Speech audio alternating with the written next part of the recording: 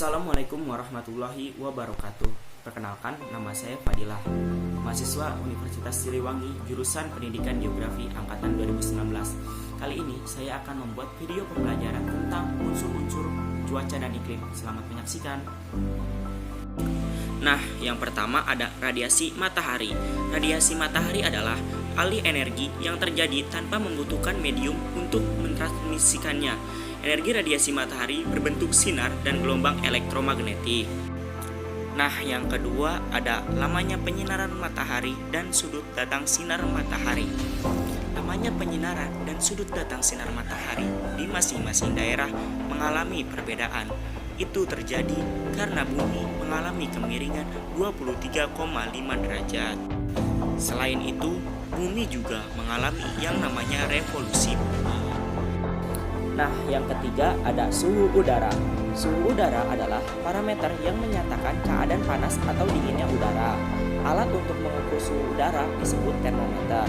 Pengukuran suhu dinyatakan dalam beberapa skala, yaitu Celcius, Nyammur, Kelvin, dan Fahrenheit. Nah, yang keempat ada kelembapan udara. Kelembapan udara adalah jumlah uap air yang terkandung di udara. Besar kecilnya kelembapan tergantung pada jumlah uap air di udara. Kelembapan udara terbagi menjadi dua, yaitu kelembapan mutlak dan juga kelembapan relatif. Sedangkan alat untuk mengukur kelembapan udara adalah higrograf. Kelembapan relatif bisa dihitung menggunakan rumus kelembapan relatif sama dengan kelembapan mutlak per nilai jenuh udara dikalikan 100%. Nah, yang kelima ada tekanan udara. Tekanan udara adalah tekanan yang disebabkan oleh berat dari molekul-molekul udara. Meskipun molekul-molekul udara tidak tampak oleh mata, tetapi tetap mempunyai berat dan menempati ruang di angkasa. Besar atau kecilnya tekanan udara dapat diukur dengan menggunakan barometer. Orang pertama yang mengukur tekanan udara adalah Torricelli. Tekanan udara sendiri dapat dibagi menjadi tiga, yaitu tekanan tinggi lebih dari 1013 milibar, tekanan rendah kurang dari 1013 milibar, dan tekanan di angka 1013 milibar. Nah, selanjutnya ada penguapan, evaporasi, transpirasi, dan evapotranspirasi. Nah, evaporasi atau penguapan adalah proses pertukaran transfer air dari permukaan bebas atau free water surface dari muka tanah atau dari air yang tertahan di atas permukaan bangunan atau tanaman menjadi molekul uap air di atmosfer.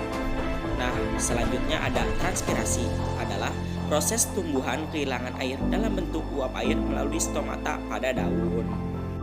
Nah, yang ketiga ada evapotranspirasi, adalah keseluruhan jumlah air yang berasal dari permukaan tanah, air, dan vegetasi yang diuapkan kembali ke atmosfer oleh adanya pengaruh faktor-faktor iklim dan fisiologi vegetasi. Dengan kata lain, besarnya evapotranspirasi adalah jumlah antara evaporasi, intersepsi, dan transpirasi. Evaporasi dan transpirasi sebenarnya terjadi secara bersamaan sehingga tidak mudah bagi kita untuk memisahkan keduanya. Nah, yang selanjutnya ada penutupan awan.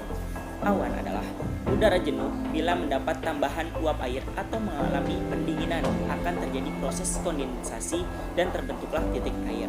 Titik air yang melayang-layang di udara disebut awan. Awan yang di permukaan bumi disebut kabut. Pembentukan awan itu sendiri adalah udara selalu mengandung uap air. Apabila uap air ini meluap menjadi titik-titik air, maka terbentuklah awan. Penguapan ini bisa terjadi dengan dua cara. Yang pertama, apabila udara panas, lebih banyak uap air yang terkandung di dalam udara karena air lebih cepat menyesat. Yang kedua, ada suhu udara tidak berubah, tetapi keadaan atmosfer lembab. Udara makin lama akan menjadi semakin banyak dengan uap air.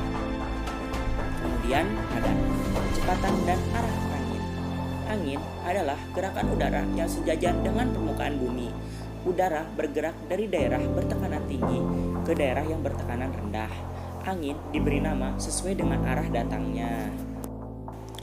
Nah, yang terakhir ada presipitasi, embun, hujan, dan salju.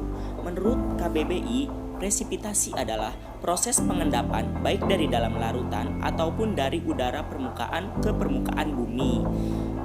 dan kandungan kelembapan udara yang terbentuk cairan atau bahan padat seperti hujan, embun, dan salju.